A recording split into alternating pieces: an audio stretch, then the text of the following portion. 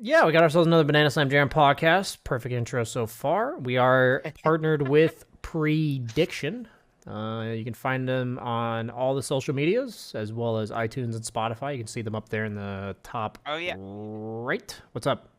you didn't share your screen. I can't see you. Yeah, shut up. BSJ. So I'll ask you, man. I haven't seen you really streaming all that much. Have you been, or have I just been missing you? I mean, I was streaming until like Tuesday, and then what was it? The Valve servers like went down. I literally was prepared to stream for like 14 hours, and I got to like hour 8, and then the servers just shit the bed for like 2 hours, and I just was losing my shit, and I was just like, I'm done. I'm done for now. I gotta fucking And you take a just stopped for like 5 days from that one? well, no, but so the reasoning for that is Dota's performance on my current computer has been going down. Like my current computer is about 6 years old, so it's just I haven't replaced. I love it. I love the Pudge mug. I almost said Pug Mudge because I just Because you're do dyslexic. shit like that. Maybe, Okay. but uh, but yeah, Dota has been super like lag spiky for me lately, so I literally rage bought a new computer. So now I'm kind of just waiting for that at this point. Ah, nice. Yeah. Been But there, done literally that. like the lag spikes in Dota was just like I just came to the realization I wasn't enjoying the game because like I would make a mistake or something due to just a random 0.5 second lag spike where I would miss a CS or like I wouldn't go on someone like the exact moment I'm supposed to, How and old's I'd your end up PC? dying because of it.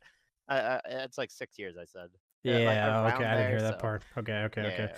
So Yeah, it's pretty old. yeah, and I haven't done any updates on it or anything, so everything is the same components that when I originally made it. So Yeah, you seem and to yeah, spend literally $0 on literally anything. So I tell you, I don't spend money, and then and then Dota started shit in the bed, and I'm just like, fuck it, I'm buying a PC, and I like it because I bought a pre-built one this time because or graphics cards are like impossible to find, or at least like finding the 3080s or whatever uh individually are like impossible to find, so I just bought a pre-built this time, you which know what's a I'm really good kind of idea for getting a 3080? what's that. Just be sponsored by a team that's sponsored by Well, Alienware. yeah, there you go. I mean, I unfortunately do not have like a bajillion sponsors, Dude, BSJ. I searched so long for like 3080s, never got one, and then I just joined Liquid. I have 3080. I mean, I'm like, it's a smart thing to do. that was easy. Fuck.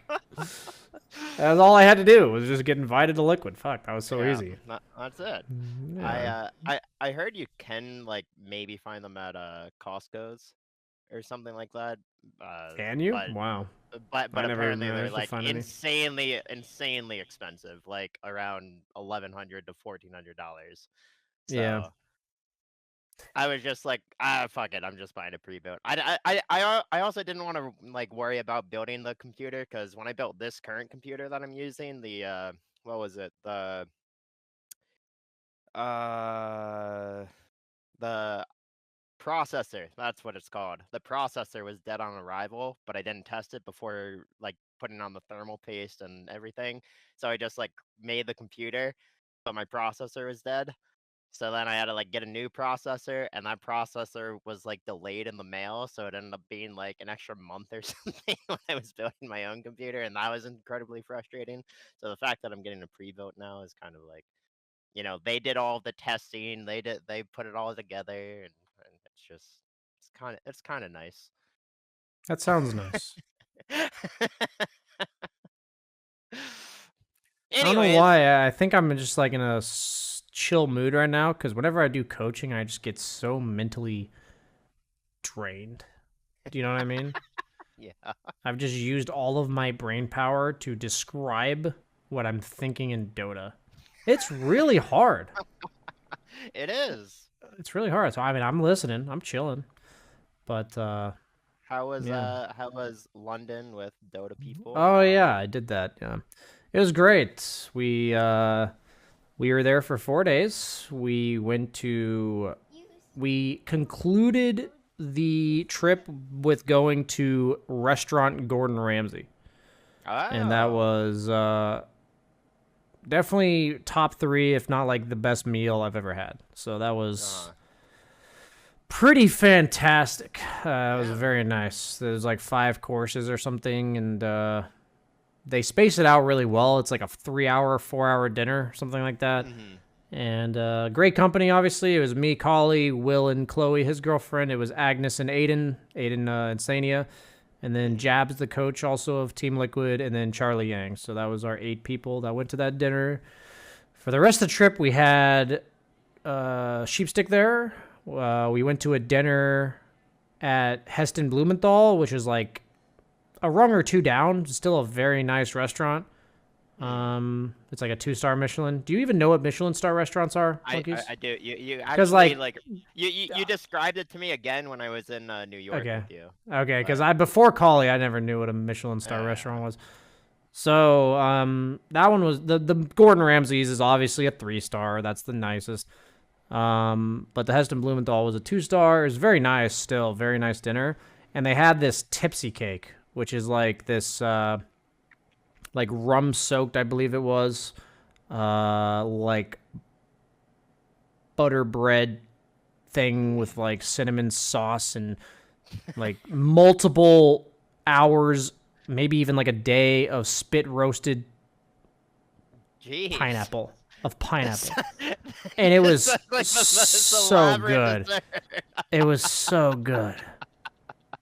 I mean, we were told to go there just to get the tipsy cake. And the funny thing about that restaurant is that the main course was like the most underwhelming part, because the main course is like steak or pork, and I don't know, there's just really not that much you can do with steak or pork. It's like, if it's good steak, it's good steak. If it's good pork, it's good pork. But like that was their dessert, and their appetizer is called meat fruit.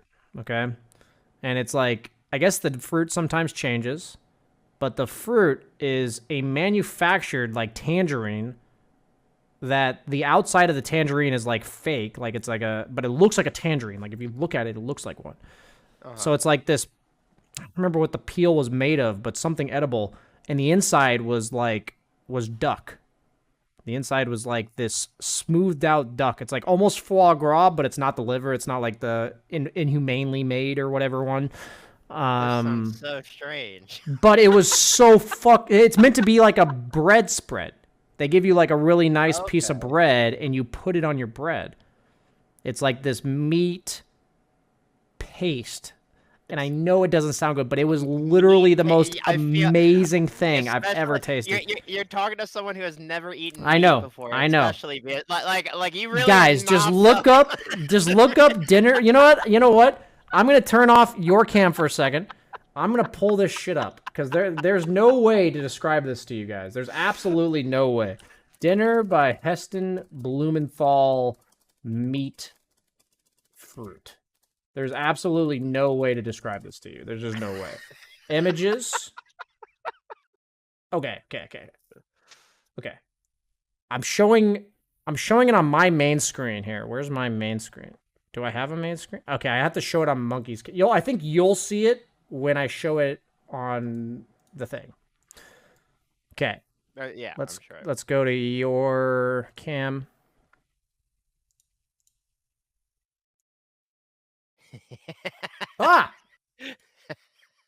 That's what it looks like. That's the dish, and that thing is a completely fake tangerine. And it's just filled with duck paste or whatever. Yes, it was like a meat. Dude, it was so fucking good. Do they have like a picture of them spreading it? Yeah, this is the inside, dude. Oh, so it kind of looks like a cheese or something. Yes, but it's meat. Okay. Yeah. And it was okay. Oh my god, it's not duck liver, guys. It's not foie gras. Okay. That's it for that. Let's pull up your cam again. I don't know how to tell you guys, man. That was actually the best appetizer I've ever tasted. And they had they had a like a truffle thing that was about the same thing, where it's like a little ball, but it doesn't look like a fruit or anything. It's just a little ball that you spread on your bread, and it was like a truffle puree paste thing, and it was like amazing. But the meat fruit was legit the literal meat best. fruit. I'm telling you, man. I'm telling you, all you non-vegetarians out there, if you go to London, go to Dinner by Hessen Blumenthal and get the meat fruit. Get it. Get it. It's literally, I don't know, it's pate. Okay, I believe you. Somebody said in my chat that's what it's like referred to as. But yeah, so that was like the best appetizer I've ever tasted. Definitely top like 3 to 5 desserts I've ever tasted. Then Ramsay's dinner was just like very normal ingredients that were just the best versions of that I've ever tasted. Like I just had like a plum salad, you know? It sounds so boring. It was like plums and like asparagus and like broccoli puree in a salad. And it was the best salad I've ever tasted.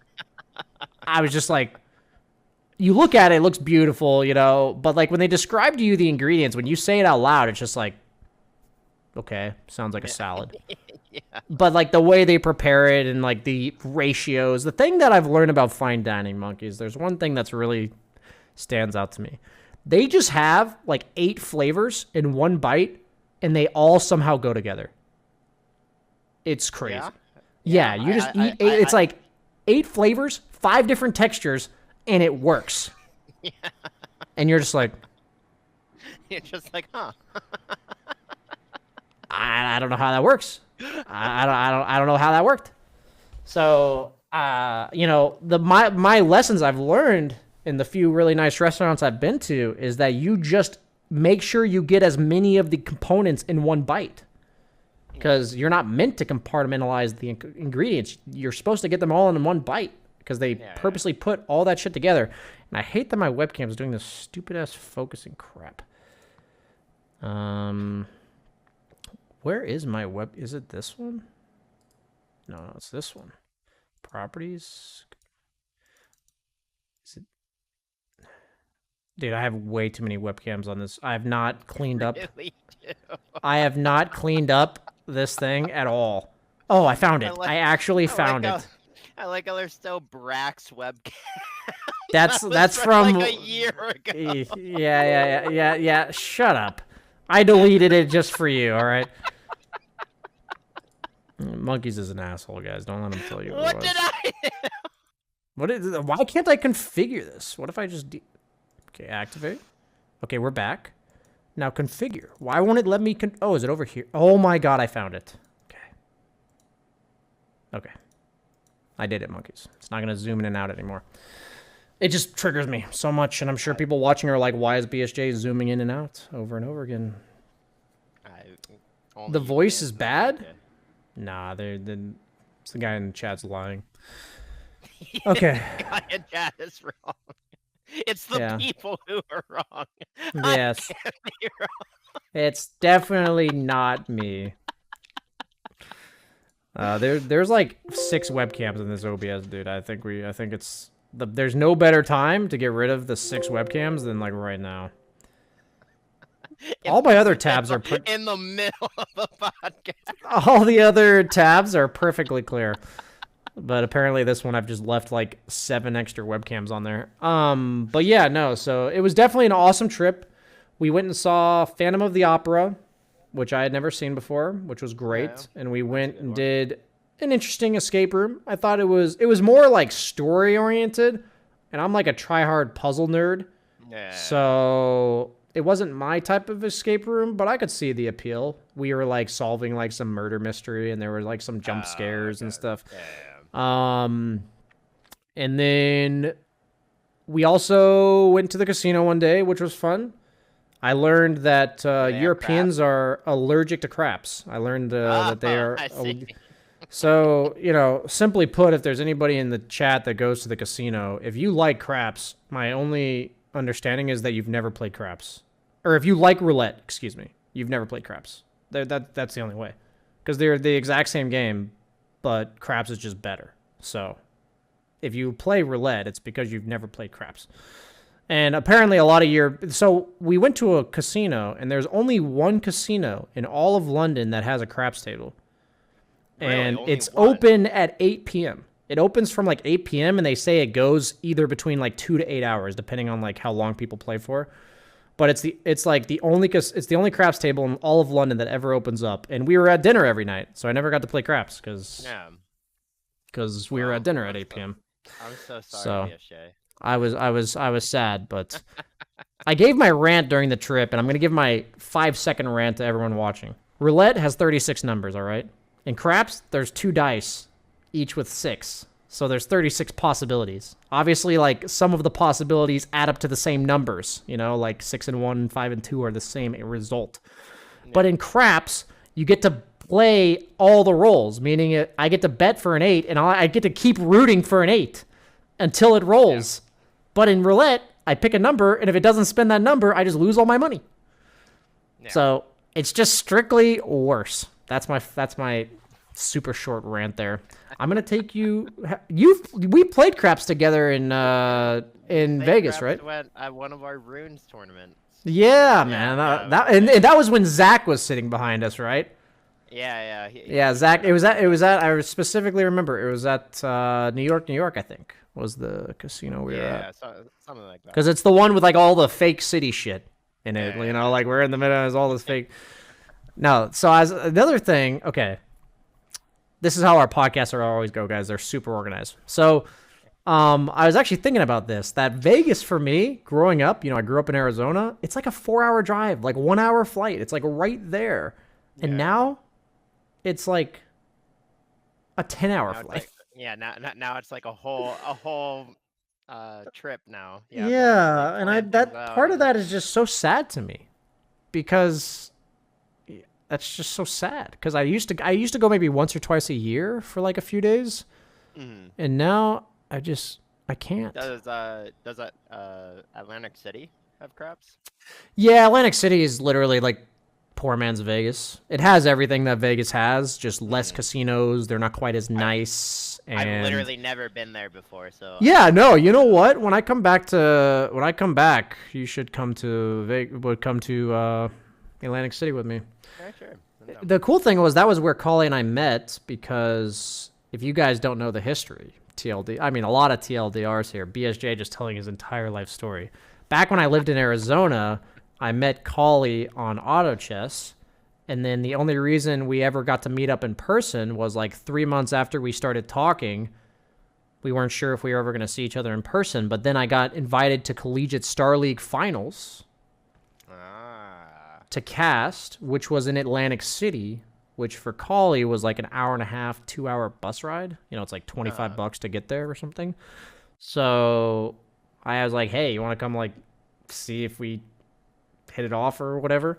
And we spent like our first night in the same, like, meeting each other playing craps. That's the most perfect BSJ story. And Kyle was there. Kyle was the other caster that they got for the finals of the Collegiate Star League. And I'm like, yeah. And the funny thing is that I don't think I've ever had a girlfriend that like understands gambling or video games. And Collie's like, and now Collie's like the Dota player that joins me at the casino. Like my dad's relationship, for instance, like my dad likes the casino too. It's like when he goes, his wife just, my stepmom, she just like hangs out at the restaurant, or she goes and does her own thing with her friends or whatever.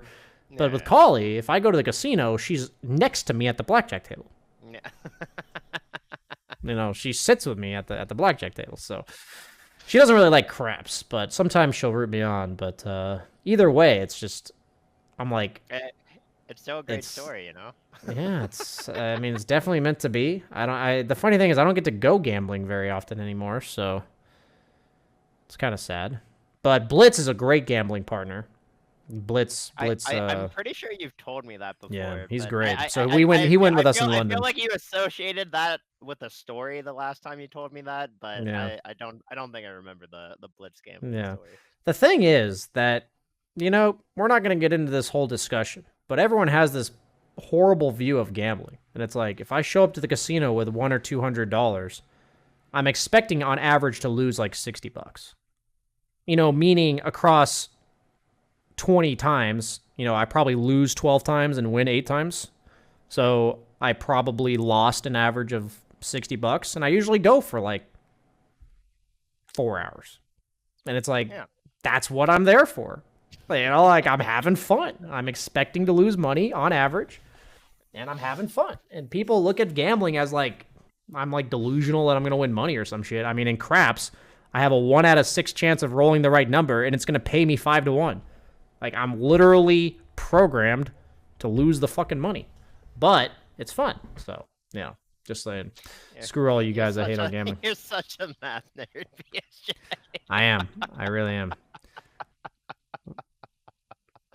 Yeah, roulette and craps are actually not very house favored. Actually, it's only like 1 or 2%, which is nice. Which means like on average, you're not going to really lose that much money. Which is aren't nice. they like the most player friendly games out there? Yeah, they are. Well, in Europe, roulette is much favorable compared to America, because in America they have 2 double zeros. They have 2 zeros.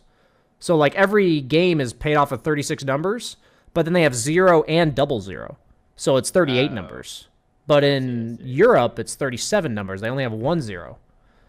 So all the odds are based on 36 numbers, but there's 37 numbers. So it's actually like twice as much against you in America as it is in Europe. But roulette still fucking sucks. Sorry. But, the funny thing that I saw, though, was the craps table in London had better odds than any craps table I had ever seen. Really? It actually had better odds than any craps table I'd ever seen. So, if I ever get to go back to London, I'm 100% slotting in one night that I'm playing craps, because it had better odds than any other casino. The house edge is really thin there. It's actually really thin. I was like, holy shit, like... Why are European casinos less greedy than American casinos? I guess capitalism or something. I don't know. But like every bet, like, yeah. So like, I guess my best example would be there's one bet that the actual odds are 10 to 1. In America, it pays you 9 to 1, but in Europe, it pays you 9.5 to 1. So the house edge is just cut in half. I was like, oh, well, shit. I want to play here. But yeah, no. I didn't really expect this to turn into a gambling podcast, but you've enabled me. I think I'm talking about it more because I haven't gotten to do it in like the last like 2 or 3 months, which is kind of sad for me. I like to go every month or so. You'll get there, BSJ. Don't worry. Yeah. What have you actually been up to? You haven't been streaming. What have you been doing? Well, I went to a friend's wedding, not this last weekend, but the weekend before. Oh yeah, you mentioned that. How was that? Yeah. How was the wedding? Did you look all spiffy? Oh, I looked insanely spiffy. That was the first time I ever actually dressed up in a suit and tie and everything, and and then obviously I had my little Dota meltdown where I rage bought a computer, and True. Now I'm just kind of playing like random games with Z Freak.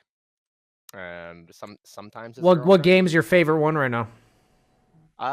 We just tried Risk of Rain, last night, or Risk of Rain 2. Sorry, that's like the FPS version. Apparently, Risk of Rain 1 was more like specifically roguelike or something rather than having the FPS aspect. But Risk of Rain 2 is pretty fun. I feel like Ricky was playing Risk of Rain. I feel like I saw. He's in chat right now. But go ahead, continue. I also actually played a couple games of League of Legends. That was interesting. Oh yeah, there it is. There's the picture. Look at that dapper young lad. Oh my god! Why? Stop full screening on me, you piece of garbage. Just trying to get There he is. There's our new podcaster right there. Let's there he is. Yes. Oh, that is. Yeah, I like the purple. I like it. Yeah. The pocket square is quite nice. Dude, I I loved it when I went to a what was it called? Men's Warehouse, I think the store was called. And like I had a dedicated tailor or whatever. She helped me out with like everything. She literally just gave me like three options for everything, and she's like, "Pick out whatever you want. It all goes together. It all look good." Like at this point, it's just whatever like your personal preferences are. And I saw the purple. I'm like, "Oh hell yeah, we gotta go purple." Nice. Purple and pink are Um, manly ass colors, man. They're manly Dude, I colors. I love purple. I love purple. My friend pulls off pink too. He actually he usually dresses up in like pink whenever we go out, and I usually dress up in like purple or something. So we're just pink and purple going around together. Hey, man, the babes love purple and pink. I'm telling you, Did purple's you great. meet any nice ladies at the wedding? I mean, I got to know like a lot of my friends, mutual friends, but I was a boomer at the wedding. I left by like 9:30, 10 o'clock. Nobody So struck your fancy, monkeys? no, no, not really. Have you not seen the movie Wedding Crashers with I Vince have with Vaughn? Yeah, I mean, yeah, yeah. weddings are second only to funerals for the best place to meet women. Second only to I mean, you saw the movie, so you know how. yes, I know what you're referencing. It's just still funny. Oh man, Will Ferrell's part in that movie was absolutely fantastic. I need to watch that movie again. That's one of my top 10 of all time for sure. Yeah, it was definitely a good one. But yeah, I mean, honestly, I've just been chilling. I've been going to the gym a decent amount, like every other day. I've been going for like 2.5 hours. I actually got do you know those What do you do for 2.5 hours at the gym? well, I run for like an hour, lift weights, Holy do shit, running for an abs, hour. Wow. do I do a lot of knee rehab while I'm there as Okay, well. yeah, you still need to do that, yeah. But speaking of which, I don't really have to go to the gym for knee rehab now. I wish I had the band. Yeah, I have one of those like workout bands, like the big loops or whatever, made of like rubber or whatever, and you can like do various workouts with them. Like for example, Yeah, I know what you're talking about. you can put it around like your knees and kind of like crab walk sideways, and like it's like doing weighted squats basically and stuff like that. So I'm really happy about that because I can basically do knee rehabilitation while I'm at home now, and I can just like sit on my bed for 15 minutes and just do different things to get the movement back for my knee and everything, which I'm happy about because most of the pain is actually going away when I'm running now, which is like the first time I've had that happen in like a year. That's So awesome. Dude, physical so therapy is I'm like, brutal, man. yeah, I It's have like to twice keep as doing much it. effort to do like half as much shit, you know? Yeah, I That's how I know. describe I physical when therapy. when I broke my wrist twice and when I was like 15 or 16, I literally broke my wrist racing a friend goofy footed going snowboarding Idiot. because he was like, "All right, we got to just try this. So why not?" I'm like, "All right, let's do it." And I broke my wrist. And then I got my cast off, and the next day I had a soccer game. And a kid tripped me when I was gonna go and take a You were shot, just tired of not having and that cast and on. and I, I threw my hands out, and my wrist just snapped again. Same one? Same one? Yep, same one, Was it except your the right second hand or your time, left hand? my left. Okay, luckily So you still had your writing hand. true, Your but writing hand, yeah. the um the second time I broke it, it broke in three different places. So like Yikes. they had to like re-break it into place when I went to the hospital, so like it would heal properly. Yeah, that kind of happened to me And actually when I broke my hand, yeah, or broke my And wrist, that yeah. was like, oh my god, that was the worst experience ever. Dude, I've actually been And there. then I've actually been there. I've done that. and then anyways, the reason I told this story is because the rehab for that was I literally had to just hold a tennis ball and squeeze it like 300 times a day for like 2 years because my wrist was so weak because it was in a cast for like 6 months straight. that it just sounds like your there break was worse than nothing on mine. it. I guess combining the 2 breaks together was really bad. The two breaks back to back was what did it for sure. Like Yeah, I never had to it do was like the so weak. physical therapy because mine was in a cast for like 7 or 8 weeks, Yeah. and then Like I a didn't have to normal do amount any. of time, not Yeah, triple that. I never had to do like wrist strengthening exercises. I remember when I got it out of the cast because it was in the full arm cast. It was in the cast like up here. I extended my elbow and it cracked, like, and then I vomited because my elbow just hurt. I was like, my elbow was just not ready to go straight. I was just thought nothing of it. I'm like, whoop, and then and it was so uncomfortable. I just vomited. It was like the weirdest thing. I know the feeling. Yeah, it's really weird how much we take like straightening your arm for granted. For sure. But yeah, that's Did it ever feel like that with your knee? Because your knee was probably locked in place for a while, right? No, so I never actually got anything on my knee. So I had 2 knee injuries before I actually went to a doctor for the third one. But like the first 2 knee injuries, I just didn't properly strengthen it after Okay, knee and that's injuries. why Like you got I the just third one?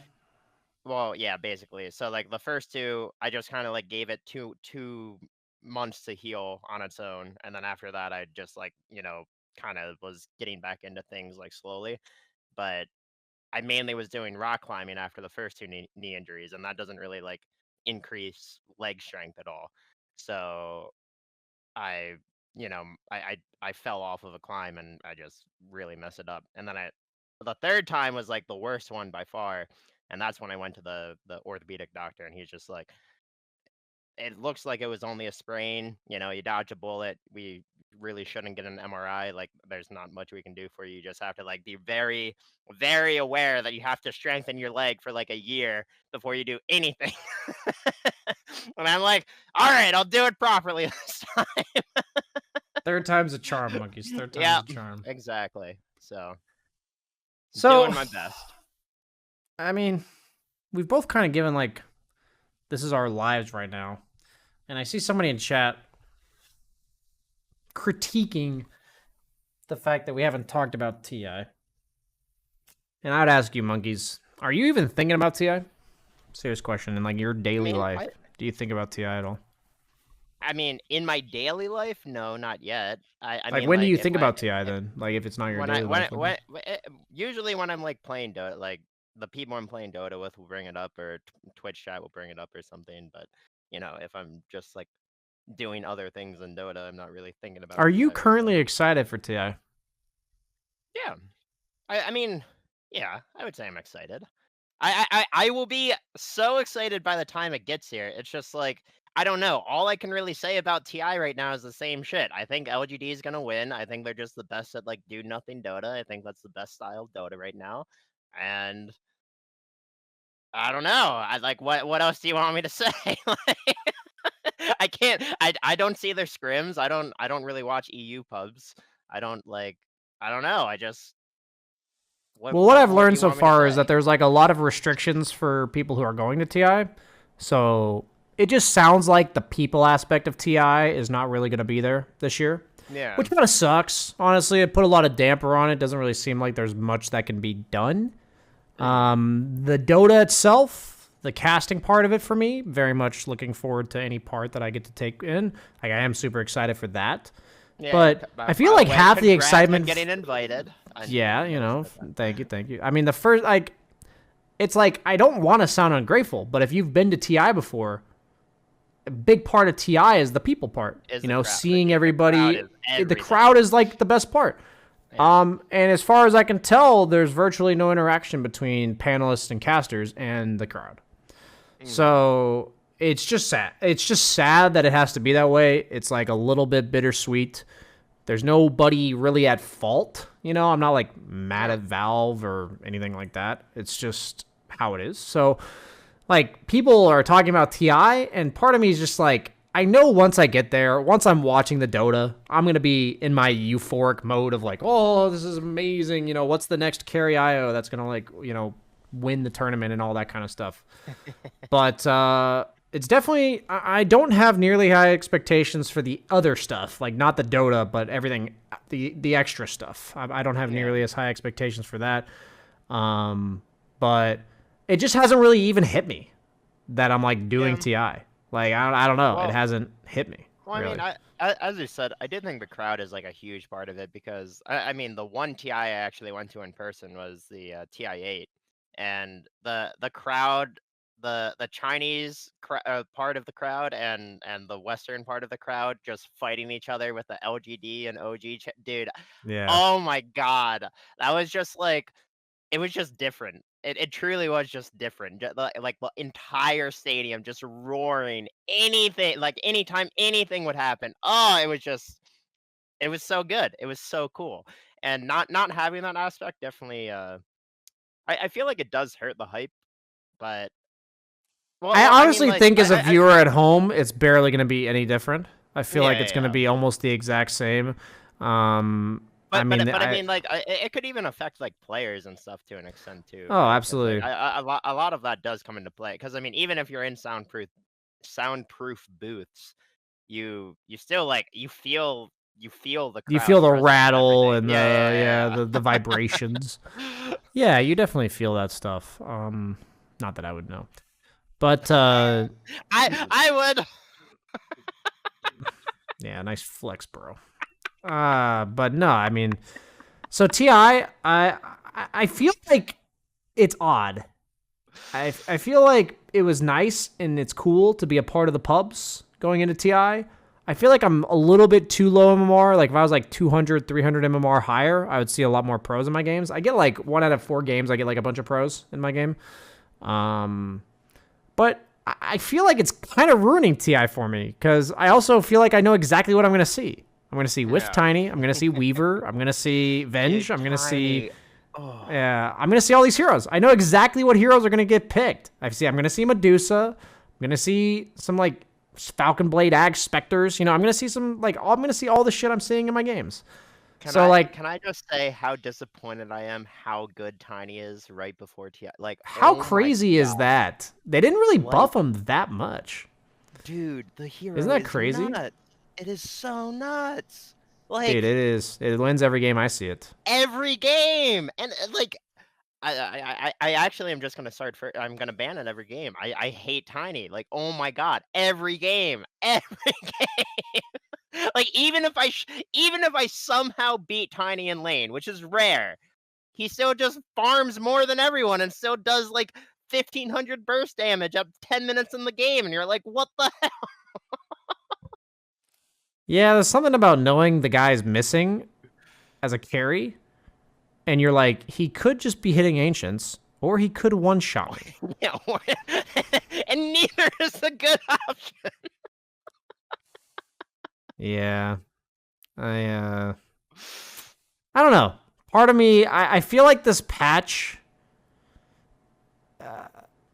I feel like Dota players are too good, man. You need to drastically change the game. Like, you need to change the map in some ridiculous way, because the map right now is so figured out that I feel like it takes top-tier Dota pros like 4 days to figure out, like, the most broken hero. You know, you quickly nerf Sven a little bit, suddenly Tiny just comes out of nowhere. You know, you buff Weaver. I knew the second I read 7.30C that Weaver was going to be top 3 heroes in the game. I knew it the second I read it. And it's like, I see Weaver in every game. Like, I don't know if you see it in NA too, but in EU, it is picked every game. BSJ, and it wins like Mason 60%. Of course I see Weaver. I mean, yeah. I mean, Mason plays that. But I'm saying I see it off lane. I see it 5. I see it 4. I see it literally every fucking position but mid. Yeah. I see it every position. And I'm just like, I felt kind of cool for like knowing Weaver was going to be broken. And then now I'm just like, fuck. You know, there's just no Weaver. now you're just like, damn it, now I have to play in this match. Yeah. Somebody in chat said this is not a good Dark Horse patch. I kind of agree with that. Yeah. I mean, again, I think the best style in the current patch is do nothing Dota, and LGD are literally they've perfected do nothing Dota. Yeah, they really like have, in my opinion. It's like hold the door, stall. They will run around as 4 heroes until Ame gets like 1 or 2 items and has like one big spell. Use that big spell and 2 items. Wait for like that 3rd item, and then win the game with the 3rd. Yeah, I like hate this every patch time. for playing carry. I suck at carry this patch because it's so much just like farm the next item. That's all it really feels like. And that's definitely not my style, but I'm trying to adjust. Dude, I've had Koikfa coaching sessions. That guy, he's like the horse whisperer, you know, and I'm the horse. Like, I feel like I have issue like understanding certain concepts that are like so right in my face, and nobody can talk to me the way I need to be talked to. And Koikfa just is just like, dude, 5 words, and then I'm just like, oh.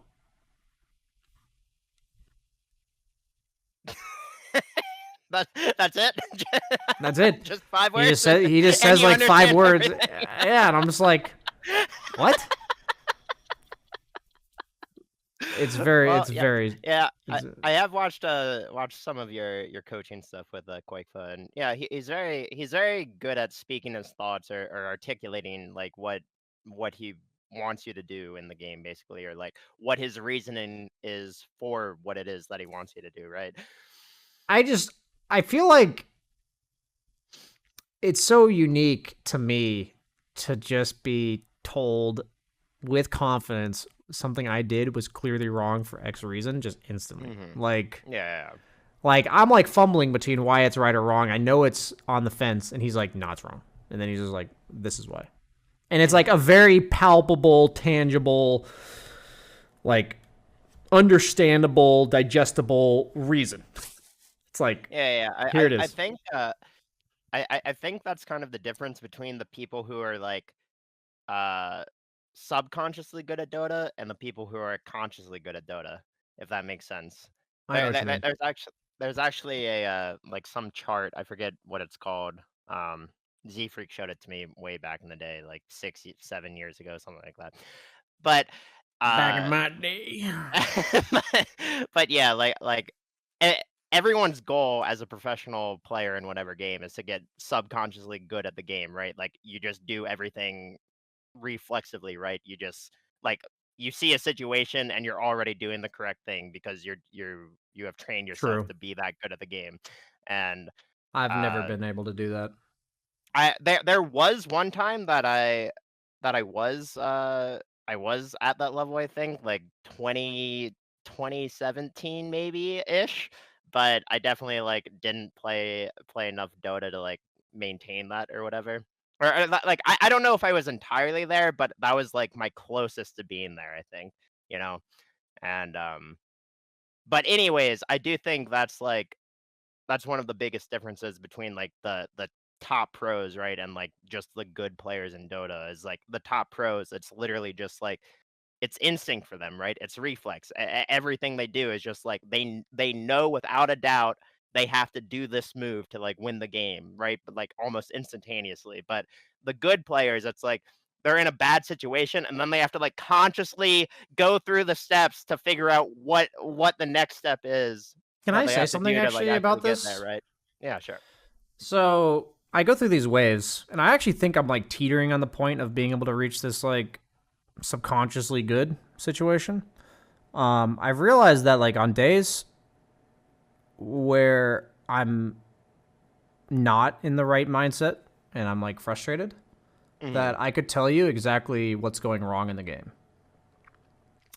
When I'm like in the zone, like it was today, I feel like I was really in the zone today. I went 3-2. It really should have been 4-1. We were legit gonna win the game, and we just threw like two people dying without buyback at like 45 minutes in the game when we had 2 lanes of racks and we just lost. Like a game we were 99% to win. But either way, it doesn't matter on the winning. But when I'm in the zone, if I'm winning or losing, I couldn't tell you why. Have you ever had this feeling?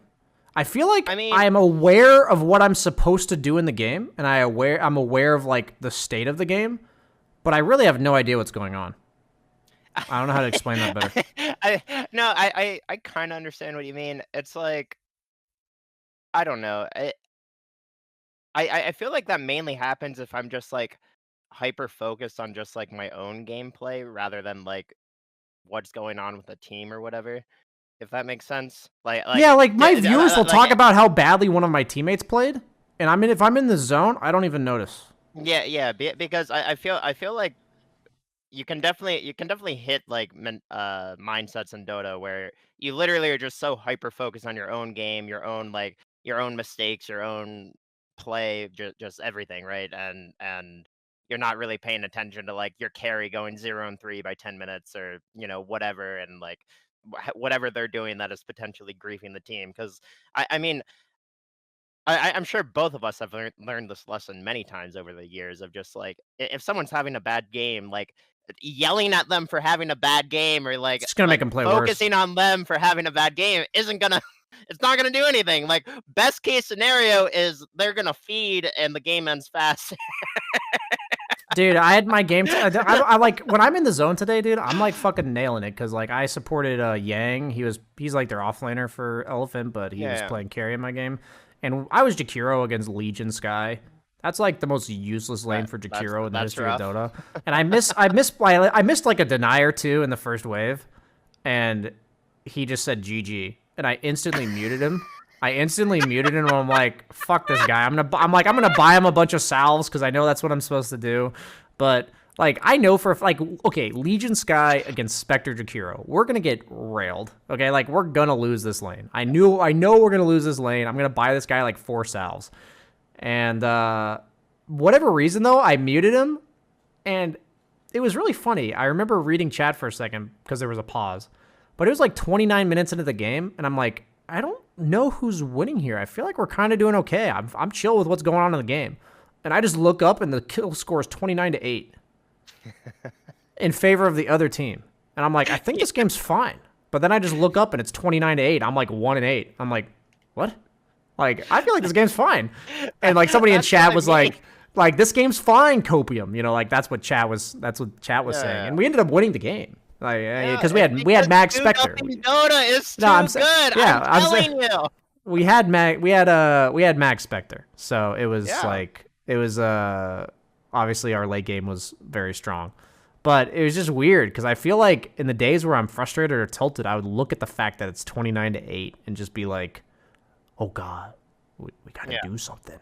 You know, like you're just not playing in the moment. And I feel like if you're not playing in the moment, it's literally impossible to be the subconsciously good at the game. Right? Because your brain doesn't have enough room to like think of this shit. Yeah, right? you basically have to be able to innately just trust yourself, right? Like you have a thought and you're already doing that because you trust yourself to be like, all right, I know this is correct, right? I have to. That was literally Koikva's entire spiel to me yesterday. He's like, all the things you're doing wrong is because it's like lack of confidence in your in your decision making, and he basically said like, Aiden actually told me something really similar in a different way, in like the support way, but Aiden said I'm just really wishy-washy with my decision making, and I know it's a lack of confidence. It's like, I need to decide I'm showing up to this fight or I'm not. You know, like one or the other. Like, it doesn't matter which. I'll learn what was correct, you know, after the game, or I can think about it to myself after or whatever. But, like, in the moment, you just have to make the call. And I feel like when I'm frustrated or flustered, I never make decisive decisions. But, like, when I'm in the moment, I never do this, like, hesitation back and forth shit. I just never do it. I'm either like strictly showing up to these fights because I'm ready. If I see a fight break out, I'm like, I'm fucking ready to go because I knew I was ready to go, or not, you know? And I remember like how many games when I'm in this weird mode, like when I say weird, it's like it feels surreal to be in this focused mode where I don't feel like I'm supposed to go to a fight. So I don't go. And then my team wins the fight. It happens way more often when I'm like in this like weird zone. Yeah. Well, I mean, also the other thing about that though is like whether your team wins or loses 4v5 or 4v4 or whatever it is, it's like it's still just better that you're farming and hitting your own timings, right? Like in this current patch, that's literally all that matters because like you are literally the win condition. As the thing is, this was a now. Jakiro game though. Oh, this was my support game. As Jakiro. Yeah, no, there was a point. No, there was a point in the game where there was like creeps about to hit our tier 2, so I walked there, and then I was like pretty underleveled because we had a bad lane. And so I walked over to farm my creeps near my tier 2, and then a fight broke out bottom. And I'm like, I really don't feel like I'm very useful. It was like 12 minutes in the game. I'm like, I don't think I do much for this. There was no tower. Oh, well, I mean, if it's that early, I feel like your carry shouldn't even be involved in. Like, no, this is an EU game. It's fucking 4v4. This is the EU. It's 4v4 at 12 minutes. What do you mean?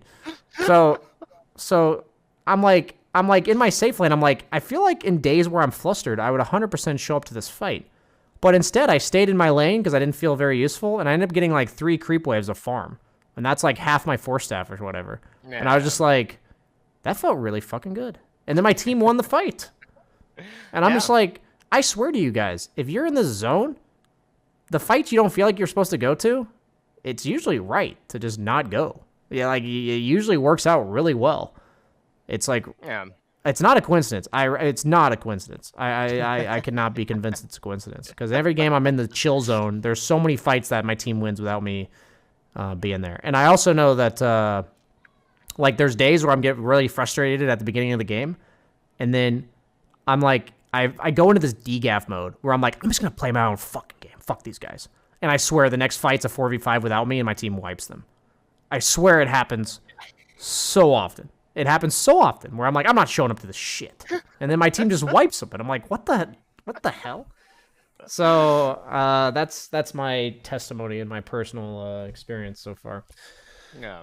But that's been a lot of my coaching sessions recently. I was just like, I have this Medusa guy who's like 1,000 gold off Scotty, or like a Luna who's 500 gold off BKB, and I'm like, why the fuck are you at this fight, bro? Why are you here?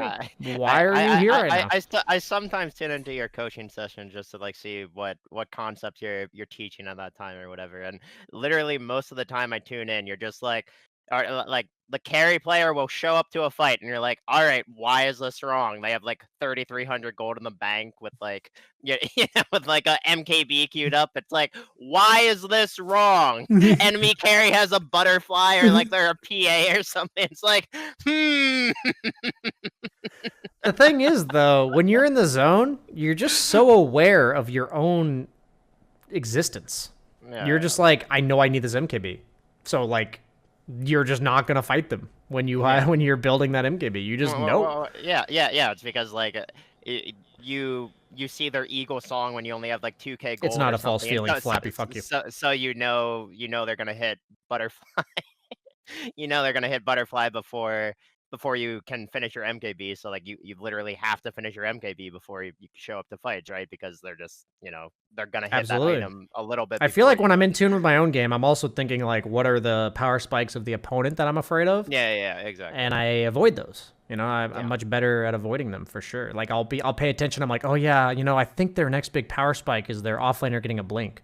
So then I'm just like constantly monitoring his inventory and like where he is on the map. If he's like expending, when you see people like dumping all of their mana to get last hits, you're like, okay, that guy's farming a blink and then going back to base. Like, exactly what they're doing if you think about the game that way. So it's definitely, I mean, the problem is I've been inconsistent about doing it. And I think it's bleeding into my streaming. We are nearing about our hour mark, but I feel like as a streamer, I asked Max Quakefa yesterday. I call him Max because we're close like that and we're friends and tight and everything. Whatever. That's one of my favorite memes. Yes, I do call him by his first name because we're close like that in parentheses. That's one of my favorites. But no, he just what was I even talking about? Oh, I asked him, I'm like, I feel like you're better at interacting with your Twitch chat than I am. And he's like, I feel like you treat your Twitch chat like they're way better than they are. That's basically what he said. He's like, you give them way more respect than they deserve. And I'm like, I also feel like I give my teammates in pubs like way more respect than they deserve. It's like, am I ever going to be top MMR if I don't trust myself to know more about the hero I'm currently playing than my teammates? Yeah, well, do you know what I mean, though? Good point. Yeah, no, it is a very good point. But well, I mean, that kind of goes back to the whole confidence thing that we were talking about, right? Because it's like if you value your teammates' opinions and like you say, I mean, look, everyone makes mistakes in pubs, right? That's pretty much what pubs are for, is like making mistakes so you don't make the mistakes in officials. Absolutely. And you know, even if you make a mistake in a pub, if like if your teammate like flames you and like tells you to play a different way because like you were like you over pushed a lane or something a little too much, or you know, you were slightly over aggressive in a fight, it's like, no, you probably had the right idea about the fight. It's just, again, like you just pushed it a little too far, right? And I feel like that's a lot of people's issues, is like they make one mistake and they get over influenced about, like, you know, What their their teammates are idea or telling them to do. or their play style or That's what I'm whatever. letting chat do. That's literally what I let my Twitch chat do to me. And like, you know, a lot of people are memeing that like the lesson he gave is just permaban toxic shitters, which he did say that. But the thing is, it's like if chat tells me I did something wrong and I'm like really confident that it was this that was wrong in the game, that like in the past I would like question myself. Like, is chat have a point? Maybe they do. I know I messed up that game. But it's like, I'm either confident that I messed up or not, you know? Like, there's a lot of games, I think, the more you play Dota, the more and more you play. If you do mess up, you're fully aware of, like, how you messed up. Right? Like, absolutely. And so... I mean, that's one of the most frustrating things about Twitch chat for me. It's like, literally, if I die or whatever, I mean, like, I die a shit ton, especially when I'm unfocused, because I will I will literally push waves until I die over and over, just to see what happens. Just for the sake of it, you know? Dude, like, I told my viewers are gonna come to their tier when you were playing on 2-based, I told my viewers this is the monkey special. He's gonna go for that extra wave. He's gonna die to these 3 guys sitting right there. I said this is the monkey special. No, I'm done. When I'm not super well practiced in Dota, I do that all the time, like all the time. Like again, it's I know it's bad. Everyone has their weird quirks that they do when they're like rusty or like not thinking, and I'm like, this is the monkey special right here. I know exactly what your quirk is. Mine is showing up to fights that I have no business showing up to. That's like 100% mine. Yeah, it's 100%. But it's like, you know, anytime I do have a random death, like Twitch is like, oh, that was not a good death because of this and this and this, and I'm like, wow, if you didn't say anything, I would have been clueless. Thank goodness. No, my favorite. The thing is, people take me as like permabanning toxic shitters as like a way that's going to reduce my viewership. I was looking at my chat pretty much all day today, and I was pretty feisty, but I was like, they were calling me tilted and stuff. Like, I'm like, guys, I'm not fucking tilted. I'm just telling you you're stupid when you're stupid. There was like at least 10 people I told them that they were stupid, but they weren't being toxic. They were just saying dumb shit. But when I was watching the chat, I had to permaban 2 people today. Okay, I'll give you my example just so people can understand what we mean by like you're being a toxic piece of shit. Sure. I played Jakiro. One of the games, right? And it was the same game as the Spectre game. And my Spearbreaker 4 position was originally marked safe lane. And then when Yang marked safe lane, who's like rank 50, the guy's rank 400, the Spearbreaker, about the same rank as me, he then moved his thing to 4 position, picked Spearbreaker, didn't really support all game, and went like 1-18. Okay? Okay. And I said to them after the game, I said, this guy is a rank 400 appearingly carry player, so I'm going to avoid him. That's all I said. And somebody in chat said, so Spearbreaker made you miss all of those ice paths. Permaban. What the fuck's wrong with that guy? I was like, what? He's like, oh, he said it in some toxic way too. He's like, oh, so that guy made you miss all those ice paths, didn't he? You know, that's what he said. And I was just like, what frustration with life are you projecting into this conversation right now? I didn't say anything about his play. I just said he's clearly a core player. Like, I didn't even flame him. I didn't even say he was bad. I just said he's clearly a core player and he's about the same rank. So I don't want to play with him. So it's like, you know. You should have just doubled down and been like, yes, he did make me miss all my ice. Fuck that guy. Yeah, if that Spearbreaker was a better support player, I wouldn't have missed my ice paths. The funny thing is, I do believe there's 1 or 2 times that he bashed them out of my ice path.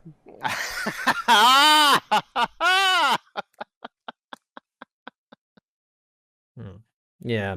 The thing is, people don't realize if you say you have to like ban somebody for being toxic shitters, you guys have to try pretty hard. Like, Yeah. I was looking at chat. There was only like 2 people all day that I had to like permaban.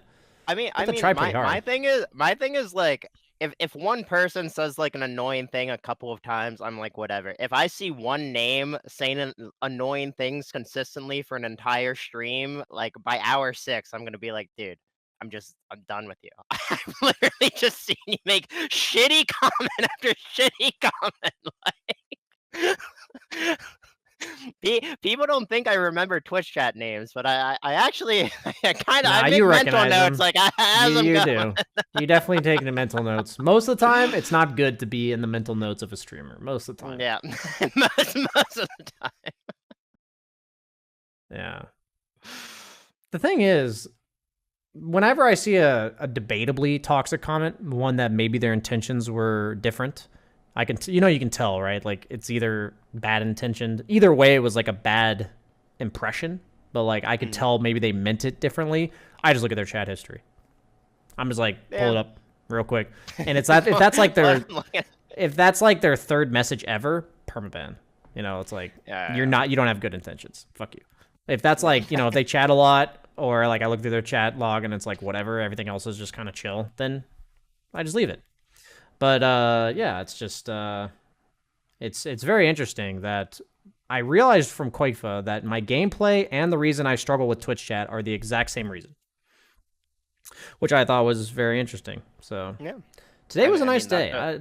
I came into my stream today feeling real nice. I was just like, if Twitch chat gives me flack, I'm gonna fucking permaban some people, and it's gonna feel really good. And the two times I had to, people don't realize when you have 2,000 viewers over the course of an 8-hour stream, that's like 30,000 unique viewers.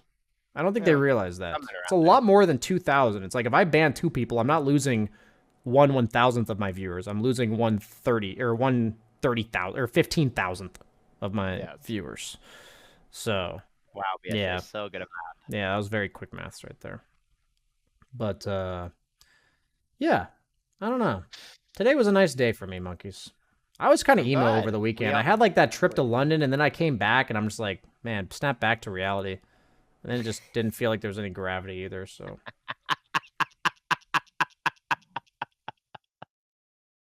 I hate you so much. Do you have a coaching session? Isn't it 6? Didn't you say you always have coaching sessions? Nah, the coaching session actually was before the... Remember I said I was like mentally tired during this podcast? Yeah, I see. We do need to hold it to an hour because, just keep ourselves in line here. But yeah, mom spaghetti, not silent. Thank you. My knees are feeling a little weak. Arms are heavy.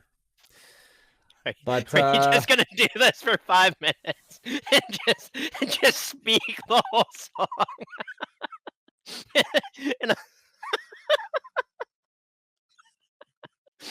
Is there vomit on my sweater already?